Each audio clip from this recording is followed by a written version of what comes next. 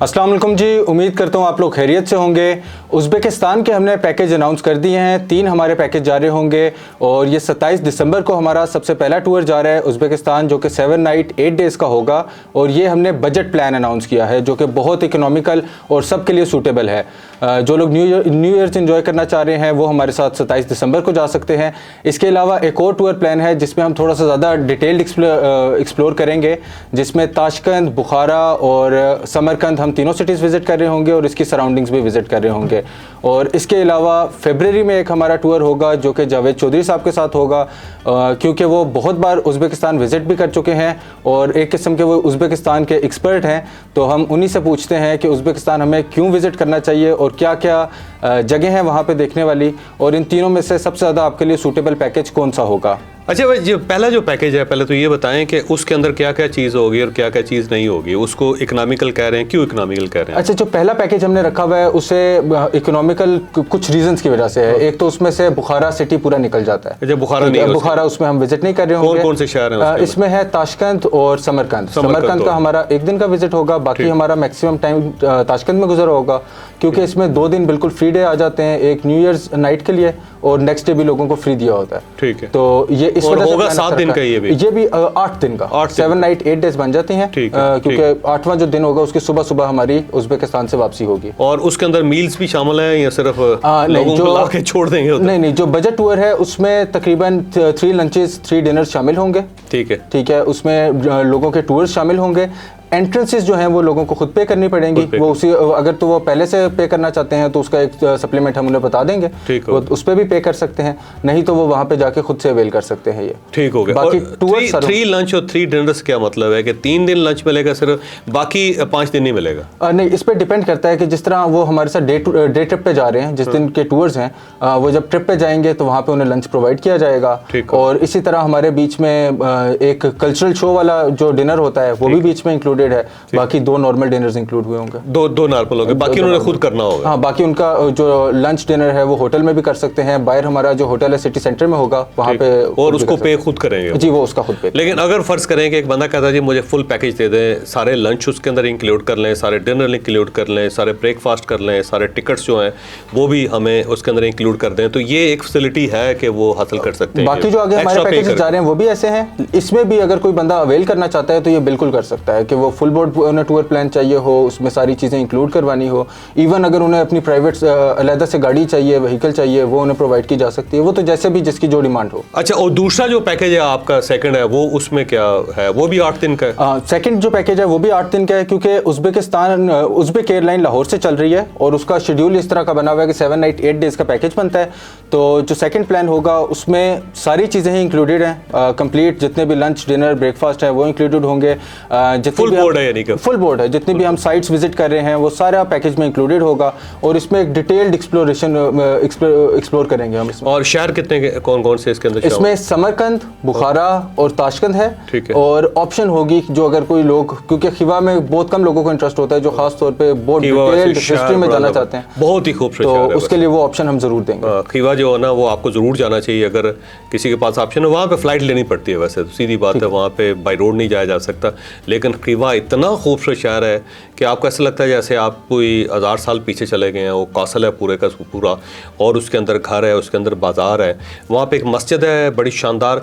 इतनी खूबसूरत मस्जिद मैंने दुनिया में किसी जगह पर देखी। हम कर्तबा मस्जिद का बहुत जिक्र करते हैं जो स्पेन के अंदर है, लेकिन जो खीवा के अंदर मस्जिद है वो बिल्कुल यूनिक है। वो इस तरह है कि वो लकड़ी की मस्जिद बनी हुई है और उसके अंदर सतून है, और हर सतून जो है ना 1 पीस है, यानी पूरा एक दरख्त काट के और उसका एक सतून बनाया गया है और उसके ऊपर पे मस्जिद खड़ी की गई है और उसके ऊपर कार्विंग है, और जो कार्विंग है हर सतून की दूसरे सतून के साथ मुख्तलिफ है। और जब आप उस मस्जिद के अंदर दाखिल होते हैं, छोटा सा दरवाज़ा है, छोटा सा बाज़ार है, जो ही आप अंदर दाखिल होते हैं तो दूर दूर तक आपको सतून ही सतून नज़र आते हैं, यानी पूरी मस्जिद उन सतूनों के ऊपर खड़ी, पिलर्स के ऊपर खड़ी हुई, और हर जो पिलर है वो पूरा एक दरख्त है और उसी एक ख़ास लंबाई का, ऊंचाई का, मोटाई का दरख्त लिया गया, और फिर उसके ऊपर जो कार्विंग की गई है वो दूसरा जो 7 सतून है उसके अंदर वो नहीं की गई, यानी इतना ज़्यादा। वहाँ पे एक पहलवान गेट भी है और वहाँ पे वो पहलवान रहते थे या खड़े होते थे तो उसको पहलवान गेट भी कहते हैं। फिर वहाँ पे जो पुराने घर हैं वो देखने वाले हैं। फिर क्योंकि उस दौर में लोगों को शहरों के अंदर दफन नहीं किया जाता था, शहर पे बाहर दफन किया जाता था। तो जो कला है उसकी जो दीवार है उसके साथ कब्रिस्तान बना हुआ है, इस तरह स्लोप के अंदर कब्रिस्तान नज़र आता है, आपको कब्रें ही कब्रें नज़र आती जब आप वहाँ पर जाते हैं। फिर वहाँ पे खाने हैं उस दौर के, और आप जब जाएँ ना ऐसा लगता है जैसे आप फ़िरौन के दौर में आ गए, पुराने दौर में आ गए। बिल्कुल उसी तरह का लोग हैं, उसी टाइप का वहाँ पे लोगों का रहना सहना है, वहीं वैसे ही शहर है। फिर जब आप वहाँ पे गर्मियों में जाते हैं तो वहाँ एक रिचुअल है कि जो ही गर्मी बहुत तेज़ होती है तो फाउंटेन्स है पूरे खीवा के अंदर, तो वो एक वक्त में गवर्नमेंट सारे फाउंटेन चला देती है। जब फाउंटेन चलते हैं तो हवा के साथ होके वो पूरे शहर जो है ना उसका क्लाइमेट चेंज कर देते हैं, वहाँ पे शहर ठंडा हो जाता है। ये तो फिर लाजमी विजिट करने वाला अगर लोगों को हो तो लोगों को जरूर जाना चाहिए। मुझे अगर मौका देंगे ना, मैं कई मरतबा गया हूँ, मैं फिर चला जाऊँगा। मैं वहाँ पे जो पुराने जो शहर है खीवा का, उसके अंदर छोटे छोटे पुराने मदारस भी थे, अब उन्होंने उनको होटल में कन्वर्ट कर दिया गया, तो मैं ऐसी जगहों पे भी रहा हूँ। सेम इसी तरह जो बुखारा है वो भी कमाल शहर था। बुखारा जो है ना वो इब्न सीना का शहर भी था, बूल सीना जिसको कहते हैं वो भी है। इमाम बुखारी का ताल्लुक भी वहीं पे था, लेकिन इमाम बुखारी का जो मज़ार है वो वहाँ पे नहीं है, वो समरकंद के अंदर है, क्योंकि इमाम बुखारी को बुखारा के लोगों ने निकाल दिया था और उसके बाद वो समरकंद में गए थे, और समरकंद में जाके उन्होंने अपने साले के घर में पनाह ली थी और उनके साले के घर में ही उनका इंतकाल हुआ था। फिर उसी जगह पर उन्होंने उसको दफन कर दिया था इमाम बुखारी को।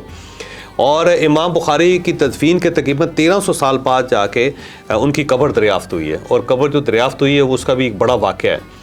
वो इस तरह था कि रशियंस ने यहाँ पे कब्ज़ा कर लिया था। जब रशियंस ने कब्ज़ा किया तो उन्होंने जो पुराने मज़ारात थे या पुरानी मस्जिदें थी उन सबको गिराना शुरू कर दिया था। तो इमाम बुखारी के बारे में उन्हें पता चला कि यहाँ पे बहुत बड़े सूफ़ी हैं, बड़े सेंट हैं और इमाम हैं, तो उन्होंने कहा कि रशियंस ने कहा कि इनकी कब्र जो है ना ख़त्म कर दें, इसका निशान मिटा दें। तो वहाँ जो लोग मौजूद थे उन्होंने इस तरह किया कि कब्र को छुपा दिया, और छुपाने के बाद बड़ा अरसा वहाँ पे सीक्रेट एजेंसी फिरती रही, लोगों से पूछती रही, लोगों को टार्चर किया जाता रहा कि कहाँ है इमाम बुखारी की कब्र, तो लोगों ने नहीं बताया। और ये बड़ा तवील अरसा तक वहाँ पे सिलसिला चलता रहा। फिर एक वक्त था कि जब इंडोनेशिया के जो सहारतू थे प्रेसिडेंट, तो रशिया को उनकी ज़रूरत पड़ गई, तो उन्होंने सहारतू को बुलाया कि आप मास्को आएँ ताकि कोई डायलाग होना था। तो सहारतू ने सिर्फ एक शर्त दी कि मैं जब आऊँगा वहाँ पे तो पहले मैं वो समरकंद जाऊँगा और वहाँ मैं इमाम बुखारी के मज़ार पे जाऊँगा, और इमाम बुखारी के मज़ार पे मैं फातिहा पढ़ने के बाद फिर मास्को आऊँगा। तो वो बड़े परेशान हुए रशियन गवर्नमेंट के, अब इमाम बुखारी के कब्र कहाँ से दरियाफ्त की जाए और क्या किया जाए। तो बहरहाल उन्होंने बंदे अपने दौड़ाए और कहा कि यार कब्र तलाश करो, लेकिन बहरहाल जब तक सदर सहारतू वहाँ पहुँचे तो उस वक्त तक कब्र दरियाफ्त नहीं हुई थी। तो अब उन्होंने उनको ट्रेन पे बिठा दिया कि वो मास्को से कि ट्रेन पे पहले जाएंगे, यहाँ आएंगे समरकंद और उसके बाद फिर वो आएँ। तो ट्रेन को बड़ा स्लो चला रही थी गवर्नमेंट, इसलिए स्लो चला रही थी, हर स्टेशन पर रोक रही थी ताकि इतनी देर में कब्र दरियाफ्त हो जाए और उसको रेनोवेट कर लें वो। और यहाँ पे पूरी फ़ौज उन्होंने लगाई हुई थी कि उनके कब्र को रेनोवेट करना है इमाम बुखारी की। लेकिन बहरहाल बड़ी मुश्किल से उन्होंने कब्र दरियाफ्त की। लोगों ने बताया कि ये घर है, इसके अंदर कब्र है। बहरहाल घर की दीवारें तोड़ के उन्होंने कब्रिस्तान के अंदर शामिल किया उसे, और शामिल करके थोड़ी सी कब्र की सूरत हाल ठीक की। सूरत हाल ठीक करने के बाद भी नहीं ठीक हुई तो उन्होंने कहा कि सदर सहारतू जिसको रात के वक्त यहाँ पे लेके आए। तो रात के वक्त उन्होंने फिर ट्रेन से उतारा और उन्हें कब्रिस्तान के सामने बिठा के कहा कि ये सामने कब्र है। उस सारी रात सदर सहारतू वहाँ बैठा रहे और बैठ कर रोते रहे और दुआ करते रहे। और जो उस वक्त के लोग थे रशियंस, वो चाहते थे कि ये सुबह से पहले यहाँ से चला जाए क्योंकि उसकी वजह बेइज्जती बहुत हो गई, लेकिन नहीं, वो सुबह तक वो वहाँ बैठे रहे। रोशनी हुई, फिर उन्होंने वहाँ पे नमाज़ पढ़ी। नमाज़ पढ़ने के बाद उन्होंने रशियन से कहा कि आपको अंदाज़ा नहीं कि कितना बड़ा आदमी है जिसके साथ आप ये जुल्म कर रहे हैं। तो फिर उन्होंने सदर सहारतू ने ऑफ़र की कि ये जो पूरा इलाका है मैं इसे ख़रीदने के लिए तैयार हूँ, आप मुझसे पैसे बताएं और मैं इसको खुद रेनोवेट करूँगा इस इलाके को। तो फिर उन्होंने रशियन से कहा कि नहीं, कोई ऐसा मसला नहीं, जब आप दोबारा यहाँ पे आएंगे तो इस सारी सूरत हाल को बदला हुआ देखेंगे आपने। फिर रशियंस ने जो कम्युनिस्ट थे और जिनका ताल्लुक मज़हब के साथ कोई ताल्लुक नहीं था, जो इस्लाम को पसंद ही करते, तो उन्होंने फिर सारा कंपाउंड चेंज किया और सारा चीज़ों को ठीक किया। तो मुझे इमाम बुखारी के मज़ार पे जाने का इत्तफ़ाक़ हुआ है, और उनके बल्कि उनका जो उनकी कब्र है वो ज़ेर ज़मीन है, तय खाने में है, बेसमेंट में है, और उसके ऊपर तावीज़ बना हुआ है। तो ऊपर भी दुआ करने के लिए मुझे मौका मिला और उसके बाद फिर मुझे नीचे जाने का मौका भी मिला। सेम इस तरह जो बुखारा है, बुखारा के अंदर ना जो नक्शबंदी साहब हैं, बहाउद्दीन नक्शबंदी, एक बहुत बड़ा पाकिस्तान के अंदर है और इंडिया के अंदर एक बहुत बड़ा तबका है जिसको नक्शबंदी कहा जाता है। ये रूहानी बुज़ुर्ग होते हैं और रूहानी सिलसिला है। तो बहाउद्दीन नक्शबंदी साहब का जो मज़ार है वो बुखारा के अंदर है। तो वहाँ पे बहुत नक्शबंदी जाते हैं, कोई लाखों की तादाद में, हज़ारों की तादाद में। तो वहाँ पे जाने वाली जगह है, ज़रूर जाना चाहिए, वहाँ पे दुआ भी करनी चाहिए और वहाँ पे हर वक्त तलावत होती रहती है। इमाम बुखारी का जो मज़ार है उसके ऊपर भी तलावत होती रहती है। सेम इसी तरह समरकंद के अंदर एक पुराना कब्रिस्तान है और इतना खूबसूरत कब्रिस्तान है, एक एक कब्र जो है वो को बहुत आप समझें कि पूरी एक हिस्ट्री है, मज़ारात हैं वहाँ पे। फिर वहाँ पे रसूलुल्लाह सल्लल्लाहु अलैहि वसल्लम के एक कज़न है, उनका भी वहाँ पे मज़ार है और ये वही कज़न थे जिन्होंने रसूलुल्लाह सल्लल्लाहु अलैहि वसल्लम को लहद में कब्र के अंदर उतारा था। और ये उतारने के बाद उनका साइम था, हज़रत साइम नाम था, और वो वहाँ से हिजरत करके मदीना मुनव्वरा से वो यहाँ आ गए समरकंद में और यहीं पे उनका मज़ार बना। और बाद में जब चंगेज़ ख़ान ने समरकंद फ़तह किया तो उसे पूरा शहर मुस्मार कर दिया, लेकिन ये जो कब्र थी हज़रत साइम की, उसको छेड़ने की उसे भी हिम्मत नहीं हुई। बल्कि ये था कि हर तरफ जो वीरानी थी, पूरा शहर ख़त्म हुआ था, उसके अंदर सिर्फ एक मज़ार कायम था और वो मज़ार जो था हज़रत साइम का है। और वह सहाबी रसूल हैं, रसूल सल्लम के कज़न भी हैं, उनको बड़ी ये फजीलत हासिल हुई थी कि वो रसूल सल्लम को उन्होंने लहद में उतारा था। तो वो ज़रूर जाने वाली जगह है, देखने वाली जगह है। फिर इसके अलावा जो वहाँ पे बहुत सारे मज़ारात हैं, कुछ ऐसे मज़ारात भी हैं जिनके बारे में पता ही नहीं है कि ये किसका मज़ार है। वहाँ पे एक बड़ा खूबसूरत मज़ार है और उसके ऊपर एक जो टर्किश ज़ुबान है या फ़ारसी ज़ुबान है, उसके अंदर लिखा हुआ है कि ऐ गुज़रने वाले ज़रा रुख देख कि यहाँ पे कौन दफन है। किसी को नहीं पता कि कौन दफन है। वो बड़ा मज़ेदार जगह है, उसको ज़रूर देखना चाहिए। ये भी बुखारा में है? नहीं, ये समरकंद में। और फिर इसके अलावा एक शेख चिली होते थे सारे, और शेख चिली जो थे उनका ताल्लुक़ भी वहाँ बुखारा के साथ था। उनके वहाँ पे बाकायदा एक गदा भी है शेख चिली का, उसके ऊपर एक बंदा भी बैठा हुआ है, वो भी जगह है, वो देखने वाली है। फिर बुखारा के अंदर ना पुरानी गलियाँ हैं और उनके अंदर पुराने मदारस हैं, उनको उन्होंने होटल्स में कन्वर्ट कर दिया, रेस्टोरेंट्स में कन्वर्ट कर दिया, वो जगह देखने वाली है। फिर कहा जाता है कि दुनिया का ओल्डेस्ट जो स्पा है, जो मसाज पार्लर है, वो बुखारा के अंदर है, उसको उन्होंने दोबारा एक्टिव कर दिया है। तो आप ये समझें कि 1000 साल पुराना, 1200 साल पुराना, क्योंकि बुखारा बहुत पुराना शहर है। इसकी हिस्ट्री जो है कोई 3000 साल पुरानी है और बड़ी कौमें यहाँ से गुजरी हैं। इवन अलेक्जेंडर आया, उसने फ़तह किया। फिर चंगेज़ ख़ान ने एक वक्त था कि पूरा शहर ही उसने तबाह कर दिया था। और लेकिन पुराने कुछ पिलर्स हैं वहाँ पे, पुराने मीनार हैं, वो अभी तक कायम है और उनके बारे में बड़ी स्टोरी सुनाई जाती हैं कि उनको जो बनाया गया था बिल्कुल ऐसे भट्टों की तरह, जैसे भट्टे जहाँ पे ईंटें बनाई जाती हैं, इस टाइप का शहर के अंदर है। और चंगेज़ ख़ान ने बिल्कुल शहर को मलिया मेट कर दिया था। फिर बूली सीना जो है उसका ताल्लुक़ किसी शहर के साथ था, उन्होंने मेडिकल साइंस की बुनियाद रखी थी। तो दुनिया के अंदर आज जितनी भी मेडिकल रेवोल्यूशन आया उसके पीछे बूली सीना का नाम है और वहाँ का रहने वाला था। इसके बाद जो समरकंद है, समरकंद इंतहाई खूबसूरत शहर है और ये कैपिटल रहा है अमीर तैमूर के ज़माने का। और यहाँ जो उज़्बेकिस्तान है ये बेसिकली अमीर तैमूर का मुल्क था और यहीं से वो एक उठा था कि बल्कि अगर आप चाहें वहाँ एक करशी शहर है, ये जो करशी दवाखाना है ना, इस वजह से इन्हें कहा जाता है कि करशी शहर के रहने वाले। काफ़ी सारे नाम ऐसे हैं जो उज़्बेकिस्तान से निकलते हैं। तो करशी शहर जो है ना, उसके साथ कैश एक गाँव है और जो कैश गांव है वहाँ का रहने वाला था मीर तैमूर। गरीब आम आदमी था, एक छोटा सा सरदार का बेटा था, तरलाई उसके जो सरदार था उसका नाम था। और फिर वहाँ से इस आदमी ने कमाल किया और उसके बाद और अमीर तैमूर जो है वो उसके बारे में कहा जाता है कि ह्यूमन हिस्ट्री का वाहिद आदमी था जो अपने दोनों हाथ को बेहक वक्त इस्तेमाल कर सकता था, दोनों हाथों से लिख सकता था, दोनों हाथों से लड़ सकता था, तो दोनों हाथों से लड़ता था। फिर कुरान मजीद का हाफिज़ था और ऐसा हाफिज़ था कि उल्टा कुरान मजीद पढ़ सकता था, आखिरी लफ्ज़ से लेके पहले लफ्ज़ तक वो पढ़ लेता था और उसको इतनी और हाफसा बड़ा ज़बरदस्त था उसका।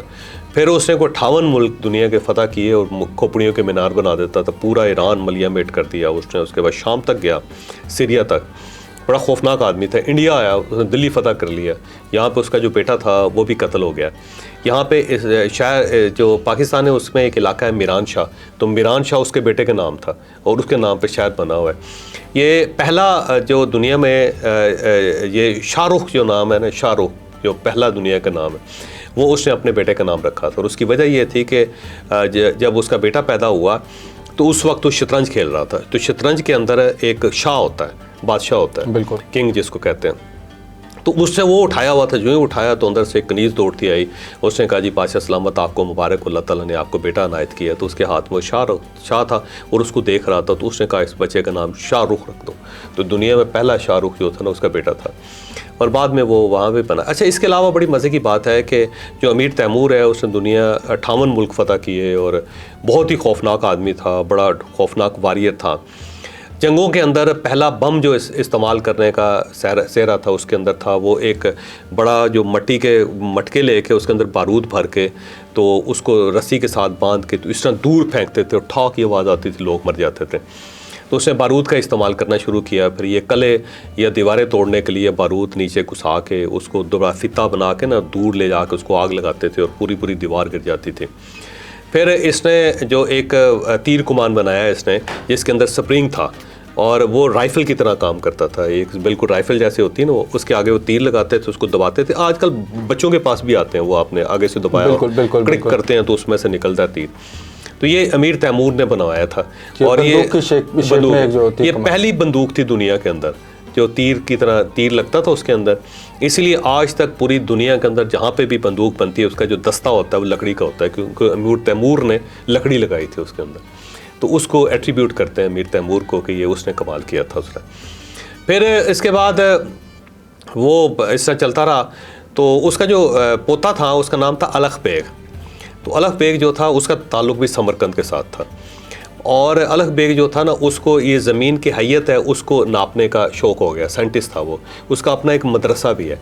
तो वहाँ जो तैमूरी लोग थे ना वो दो काम करते थे, एक तो मस्जिद बड़ी अच्छी बनाते थे, फैमिली के हर शख्स ने वहाँ पे मस्जिद बनाई और उस मस्जिद के साथ वो एक मदरसा ज़रूर बनाते थे, एक इंस्टीट्यूट ज़रूर बनाते थे, बोर्डिंग हाउस ज़रूर बनाते थे। और पूरे रीजन से जितने लोग होते थे ना जो अच्छे समझदार बच्चे होते थे उन सबको ला के वहाँ पर पढ़ाते थे और बड़े बड़े उसमें बड़े बड़े ब्रेन पैदा हुए उस दौर में।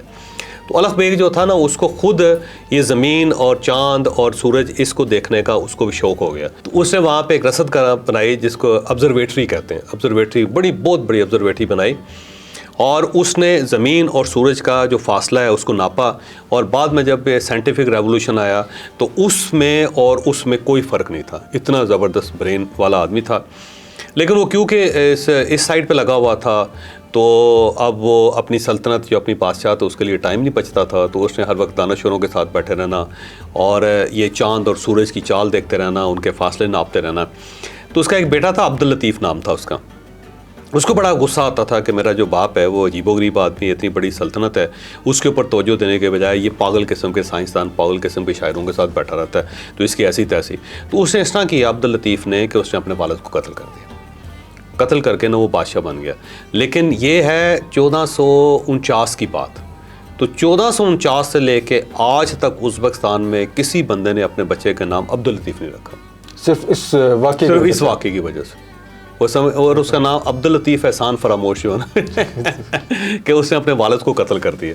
तो वो एक बड़ी दिलचस्प किस्म की सूरत थी। तो वहाँ जो है अगर आप जब जाएंगे ना आप समरकंद तो वहाँ पे रेगिस्तान है, एक इलाका अंदर ही है शहर के अंदर ही, और वहाँ पे रेगिस्तान के अंदर ना पुराने मुदारस बने हुए इतने खूबसूरत हैं कि आप देख के हैरान ही रह जाते हैं, यानी अट्रैक्ट करते हैं आपको, बहुत ज़्यादा अट्रैक्ट करते हैं वो। सेम इसी तरह जो कैश सिटी था ना उसके साथ अमीर तैमूर ने एक शहर आबाद किया था, उसे शहर सब्ज़ कहते हैं।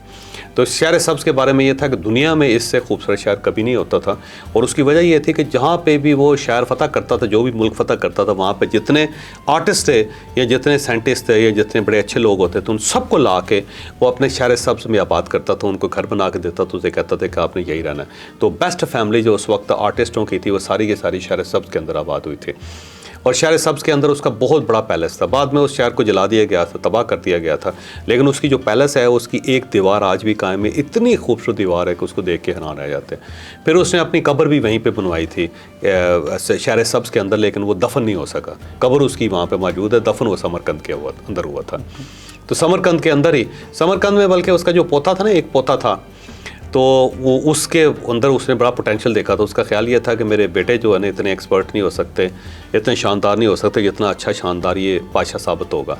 तो उसने उसकी अपने पोते की बड़ी ट्रेनिंग की, लेकिन वो जल्दी फोत हो गया। जब वो जल्दी फोत हो गया तो फिर उसके लिए उसने एक मज़ार बनाया और ख़ुद भी फिर उसी मज़ार के अंदर दफन हुआ, समरकंद के अंदर। तो वो जो मज़ार है उसके अंदर ब्लैक स्टोन लगा हुआ है, तो ब्लैक स्टोन के अंदर लगा हुआ है और उसे अपनी पेशेनगोई की थी कि जिस दिन मेरी कब्र को खोला जाएगा या खोला जाएगा तो उस वक्त पूरी दुनिया के अंदर खौफनाक जंग होगी, बड़े लोग मरेंगे, तो मेरी कब्र को खुलना नहीं चाहिए।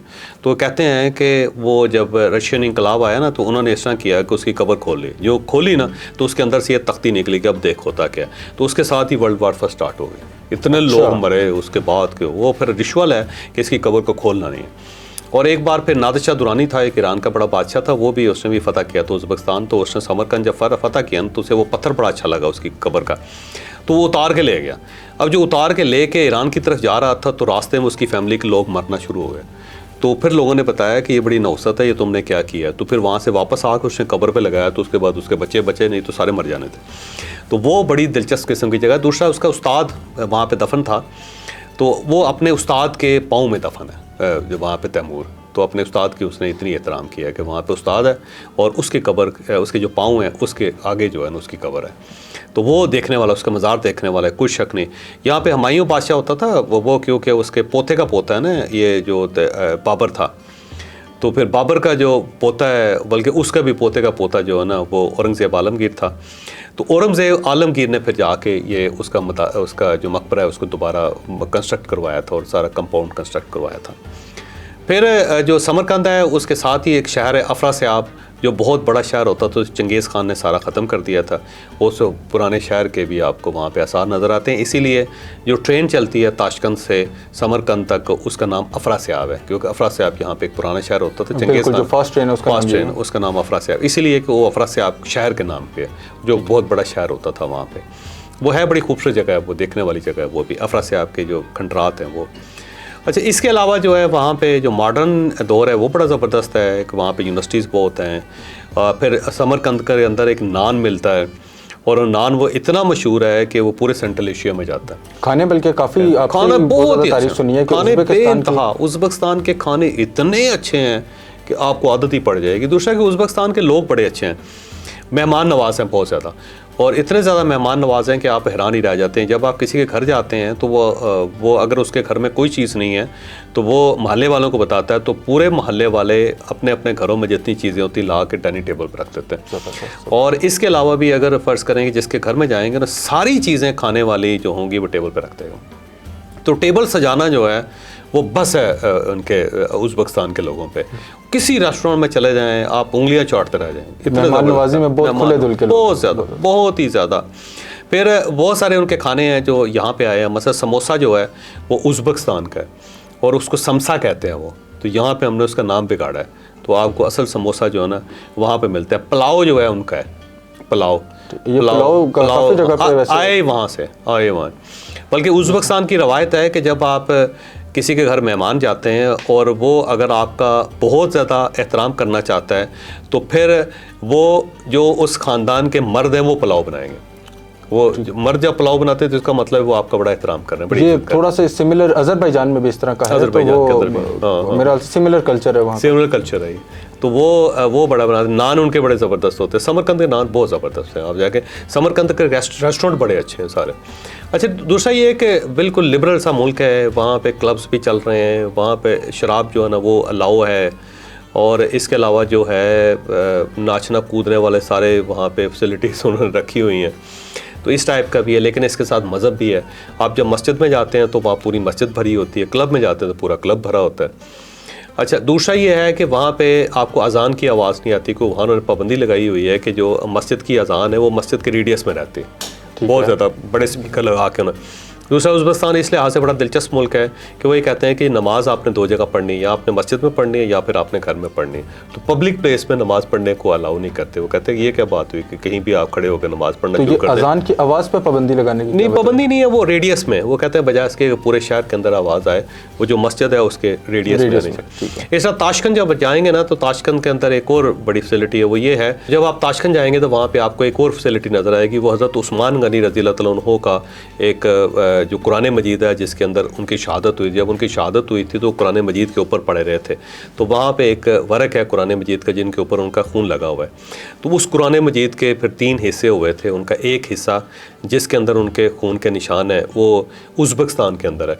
वो हुआ ये था कि वो इराक़ के अंदर होता था और इराक़ में मस्जिद अली थी, और ये थी कूफा शहर के अंदर।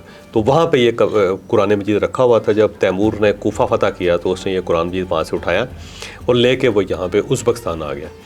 तो बड़ा ही यूनिक और बड़ा ही मुक़द्दस वो कुरान मजीद है, क्योंकि उसके ऊपर हज़रत उस्मान गनी रज़ियल्लाहु अन्हु का वह खून लगा हुआ है। तो वो जो कुरान मजीद था उसको इन लोगों ने बड़ा छुपा के रखा। उस सारे इलाके को हश्त कहते हैं, हश्त समथिंग है, उसके आगे मैं एक चीज़ मिस कर रहा हूँ। और वहाँ पे एक पुराना मदरसा था, पुरानी मस्जिद थी। और जब रशियंस ने कब्ज़ा किया यहाँ पे, तो मुकामी लोगों ने इस तरह किया कि कुरान मजीद को एक उन्होंने दीवार के अंदर छुपा के उसके आगे एक और दीवार बना दी। और 75 साल तक लोगों ने याद रखा कि इसके पीछे कुरान मजीद है, किसी को कानो कान खबर नहीं होने दी। और फिर जब 1992 में उज़्बेकिस्तान आज़ाद हुआ तो फिर उस दीवार तोड़ के कुरान मजीद को निकाला गया। तो अब वो वहाँ पे एक म्यूज़ियम सा बना हुआ है और उस म्यूज़ियम के अंदर कुरान मजीद रखा, उसकी ज़्यारत ज़रूर करनी है। फिर जो शहतूत है, शहतूत वहाँ से आया हुआ है, तूत कहते हैं उसको, इसको। और शाहतूत जो कहते हैं, स्याह रंग का जो तूत होता है ना, उसको शाहतूत कहते हैं। तो शाहतूत जो है ना, ये जो दरख्त है ये इंडिया का दरख्त नहीं है, ये उज़्बेकिस्तान का दरख्त है। तो वहाँ से ये यहाँ पे आया हुआ है। फिर अमीर तैमूर जो है उसकी बायोग्राफ़ी हिस्ट्री देखने वाली है, कोई शक नहीं है। फिर वहाँ पे अमीर तैमूर का म्यूज़ियम भी बनाया उन्होंने ताशकंद के अंदर, वो है। फिर वहाँ पे एक 400 बाज़ार है, वो 400 उसको कहते हैं, चारों साइडों पे वो बाज़ार है और बड़ा पुराना बाज़ार है। वहाँ पे एक स्पाइसेस मार्केट होती है, बड़ी पुरानी स्पाइसेस मार्केट है, 2000 साल से मुसलसल चल रही है। और वो एक गुम्बद नुमा बिल्डिंग है, उसके अंदर लोगों ने अपने अपने स्टॉल्स लगाए हुए हैं, अपनी अपनी दुकानें बनाई हुई हैं। फिर वहाँ पे ड्राई फ्रूट बड़ा ज़बरदस्त है, उस जैसा जो आपको बादाम है पूरी दुनिया में नहीं मिलता। तो ड्राई फ्रूट्स जो होते हैं, सब लोगों को मैं मशवरा दूंगा कि आप उज़्बेकिस्तान से ज़रूर लेके आएँ, बड़े मज़ेदार होते हैं बहुत ही। अगर आपने आदत होगी, मैं यहाँ पे मंगवाता था, बादाम मैंने ट्राई किए हैं, उनके बहुत डिफरेंट है, बहुत ही डिफरेंट है, आपको किसी और जगह पे नहीं मिलता, सॉल्टेड है। और जब आप वो खाते हैं ना, बस आपको आदत हो जाती है। बिल्कुल। एक बार तो 40 किलो बादाम मंगवा के मैं खा गया यहाँ पे, थोड़े थोड़े करके ना, 6 महीनों में। तो वो बड़ा मज़ेदार है, वो आप वहाँ पर ज़रूर उसको इस्तेमाल करें। फिर वहाँ पर रशियन पार्ट्स हैं, क्योंकि ये जब रशिया था तो उसके अंदर मैंडेटरी था कि जब वो किसी मुल्क के ऊपर कब्ज़ा करते थे तो एक आबादी का ख़ास हिस्सा रशियंस पे मुश्तमिल होता था। वो 30-35% रशियंस को वहाँ पे आबाद करते थे। उनमें से बहुत सारे रशियंस ऐसे हैं जो इंकलाब के बाद, आज़ादी के बाद भी वहीं पे है, वो गए नहीं वापस। तो वहाँ पे आपको रशियन फैमिलीज़ बहुत मिलती हैं और रेस्टोरेंट्स भी चला रही हैं, वो बड़े मज़ेदार हैं। फिर ताशकंद के अंदर बड़े बड़े शानदार किस्म के रेस्टोरेंट हैं, ऐसे ऐसे रेस्टोरेंट है कि आप हैरान ही रह जाते हैं। जब आप खाना ऑर्डर करते हैं तो मेन कोर्स से पहले वो जो इजाफी चीज़ें देते हैं उसी में आपका पेट भर जाता है। वो आपको बड़े अच्छे सैलड्स देंगे, अचार देंगे, चटनियाँ देंगे, थोड़ी सी आपको ये ब्रेड्स देंगे और इतनी ज़्यादा होंगी। फ्रूट्स बड़े अच्छे हैं उनके। वो जो फ़रगाना वैली है जहाँ से बाबर आया था, वो पूरी फ्रूट्स की वैली है और ज़बरदस्त है। फ़रगाना जा रहे इस वक्त तो बहुत बर्फ़बारी होती है सर्दियों में, तो सर्दियों में तो रिकमेंडेड नहीं है, गर्मियों में आपको फ़रगाना वैली ज़रूर जाना चाहिए आप लोगों को, क्योंकि मैं वहाँ पे गया हूँ जहाँ से बाबर निकला था और वो बहुत ही खूबसूरत इलाके हैं। कमाल है। वैसे उज़्बेकिस्तान मैंने इतनी बार डिस्कवर किया हुआ है कि इतनी बार गया हुआ हूँ कि बस वो मेरा ख्याल है उज़्बेकिस्तान को चाहिए कि मुझे नेशनलिटी ऑफ़र कर दें सारी। नहीं, जिस तरह से आपने बताया कि उज़्बेकिस्तान में मुझे जो समझ आई है कि बहुत ज़्यादा हिस्ट्री है, तो अगर कोई हिस्ट्री का शौकीन है तो उन्हें तो लाजमी विज़िट करना चाहिए, कल्चर भी। बल्कि अगर आपको इतना शौक़ नहीं भी है हिस्ट्री का, तो मेरे ख्याल से उज़्बेकिस्तान जाके ज़रूर थोड़ा बहुत शौक़ हो जाएगा और आप उसे पढ़ना शुरू कर देंगे। ख़ास तौर पे जिस तरह अमीर तैमूर का बताया आपने, उसके बारे में लोग पढ़ेंगे। दूसरे 2 इमाम हैं वहाँ पे, जो 6 इमाम थे ना इसके, जिन्होंने अहादीस की किताबें लिखी थी। तो एक इमाम तिरमिज़ी है वहाँ पे, तरमेज़ उनका शहर है जो अफ़गानिस्तान के बॉर्डर पे ज़रा दूर है, और वहाँ पे मदफून है। और दूसरे इमाम बुखारी। तो 2 इमाम जिन्होंने अहादीस की किताबें लिखी हैं, 6 में से 2 उज़्बेकिस्तान के अंदर दफन है। तो बेसिकली बुखारा, समरकंद और खिवा में ये सारी हिस्ट्री आ जाती है, या इस्लामिक टच आपको मिल जाता है। तो ताशकंद में ख़ास देखने वाला क्या है? क्योंकि हमारा ताशकंद कैपिटल है, उसका एक स्क्वायर है। जो आप किस होटल में ठहर रहे हैं? हमारा है उज़्बेकिस्तान होटल, ये जो भी पहला उज़्बेकिस्तान होटल के बिल्कुल सामने एक पार्क है। बिल्कुल जब आप होटल से निकलते हैं तो सामने एक पार्क है, और उस पार्क के अंदर उन्होंने मोनूमेंट बनाया हुआ है अमीर तैमूर का, वहीं पे म्यूज़ियम भी है उसका। तो आप उस पार्क में जा सकते हैं। फिर उसके बिल्कुल साथ एक अंडरग्राउंड ट्रेन है, और ये रशिया के अंदर है सबसे पहली जो ट्रेन थी अंडरग्राउंड, जिसको मेट्रो कहते हैं, वो उज़्बेकिस्तान ताशकंद के अंदर बिछाई गई। तो वो भी यहाँ से स्टार्ट, वो यहीं पे वो लिहाजा वो आप जब जाएंगे तो अभी भी पुरानी ट्रेन चलती है, वो ज़ेर ज़मीन है। तो आपको मेट्रो स्टेशन से जाके ना 400 जाएँ, 400 बाज़ार जो है ना उसके अंदर तिक्के खाएँ आप मज़े थे। वो पुराना बाज़ार है, उसी तरह पुरानी औरतें आपको नज़र आती हैं, बुढ़ियाँ जिन्होंने स्कार्फ पहने हुए हैं, सोने की उन्होंने दांत बनाए हुए हैं, पुराने पुराने आपको लोग मिलते हैं। तो 400 बाज़ार जो है ना बड़ा मज़े का, वो आपको ज़रूर देखना चाहिए वहाँ पे। अच्छा, इसके अलावा जो है वो बड़ा खुला खुला सा शहर है, बड़ी बड़ी सड़कें हैं और खुला शहर है। वहीं पे कन्वेंशन सेंटर भी है उनका पार्लियामेंट भी वहीं पे है, गवर्नमेंट के ऑफिस भी वहीं पे है, ताशकंद यूनिवर्सिटी बहुत बड़ी है और वहाँ पे उर्दू डिपार्टमेंट भी है उसका। लेकिन ज़ाहिर लोगों को उसके अंदर इंटरेस्ट नहीं होगा। जो नाइट लाइफ अगर आप एंजॉय करना चाहते हैं तो वो भी ताशकंद के अंदर बहुत ज़्यादा है। मेरे ख्याल से जो न्यू ईयर्स के लिए ज़्यादातर लोग जा रहे होंगे वो थोड़ा लेजर के लिए, नाइट लाइफ के लिए, कल्चर के लिए, इन चीज़ों पे ज़्यादा इंटरेस्टेड होंगे। और बाकी डांस बहुत करते हैं, उनको डांस करने का बड़ा शौक है वहाँ पे।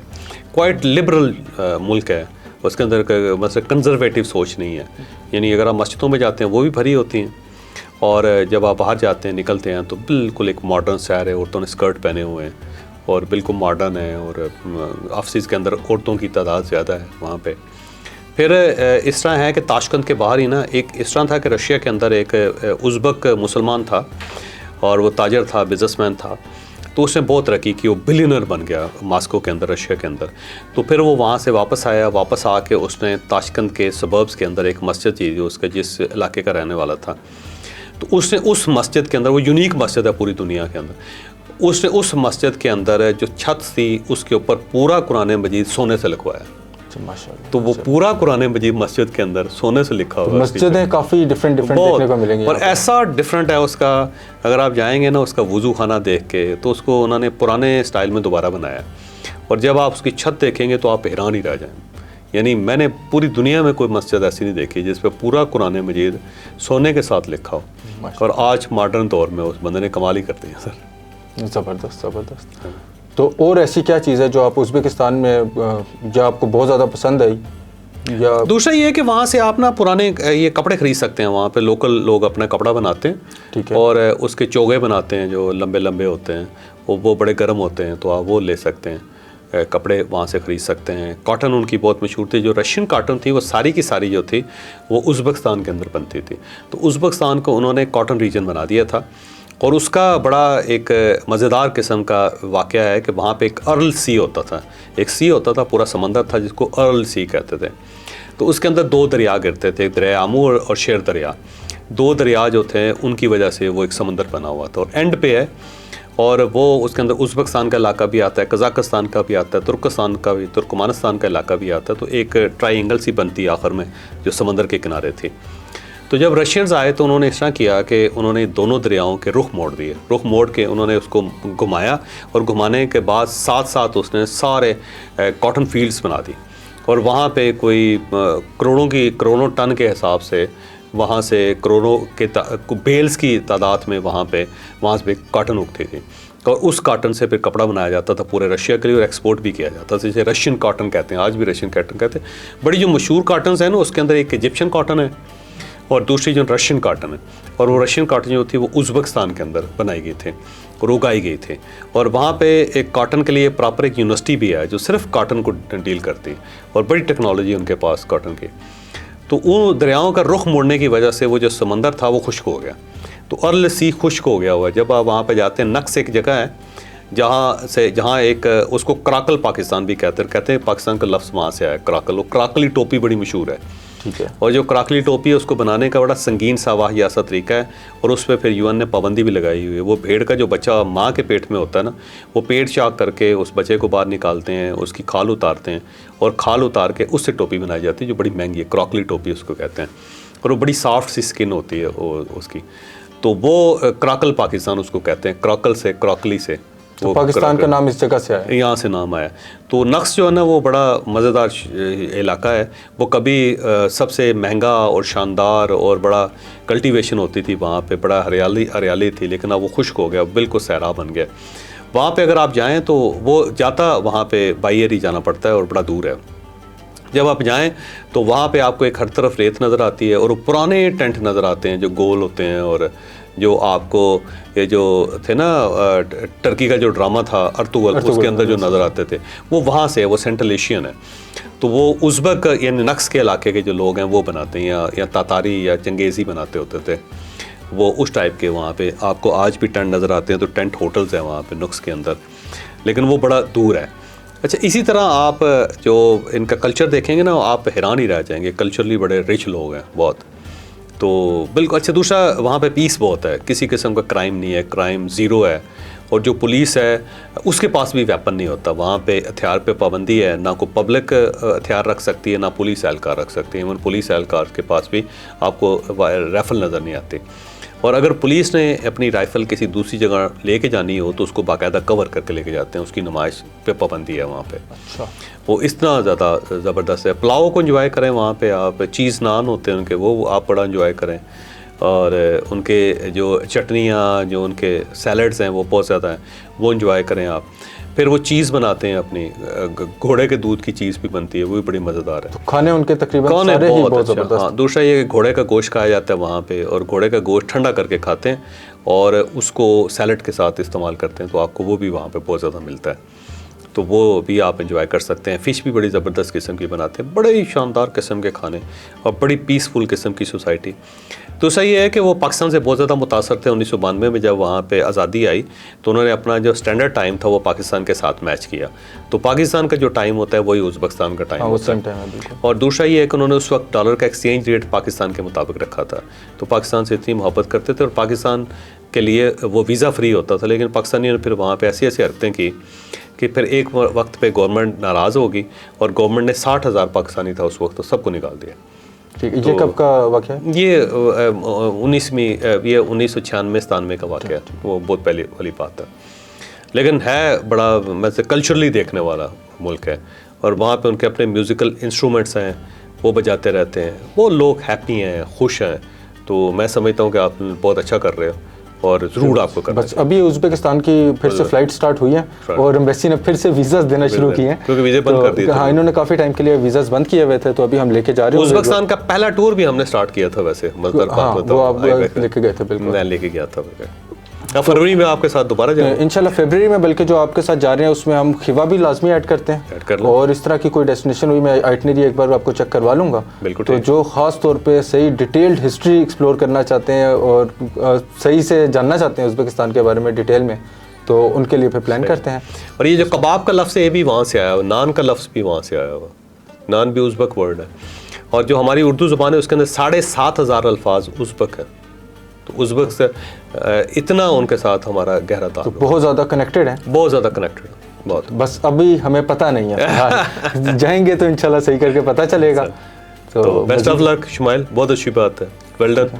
इंशाल्लाह आपके साथ हम प्लान करते हैं। फिर वो जो फरवरी का ग्रुप होगा उसमें आप और डिटेल्स बता दीजिएगा। एक तो खिवा उसमें ऐड कर लेंगे, और बाकी जो जो चीज़ें आप बताएंगे। बहुत 3 सिटीज़ तो हैं ही पहले। ज़बरदस्त ज़बरदस्त। तो ये भी हमारे 3 डिफरेंट किस्म के टूर्स जा रहे हैं उज़्बेकिस्तान के। नंबर आपके पास स्क्रीन पे आ गया होगा, आप फ़ौरन से हमसे रब्ता करके अपना टूर बुक कर सकते हैं। अगर तो आपको बजट प्लान चाहिए तो आप हमारे साथ ये 27 दिसंबर को चलें, और अगर आपको थोड़ा सा बेहतर लग्जरी पैकेजेस चाहिए तो हमारा जनवरी में भी एक टूर जा रहा होगा। और अगर आप जावेद चौधरी साहब के साथ ट्रैवल करना चाहते हैं तो वो हमारा फरवरी की स्टार्टिंग में एक ग्रुप होगा, और सारे जो टूर्स हैं ये 8 दिन के ही हैं।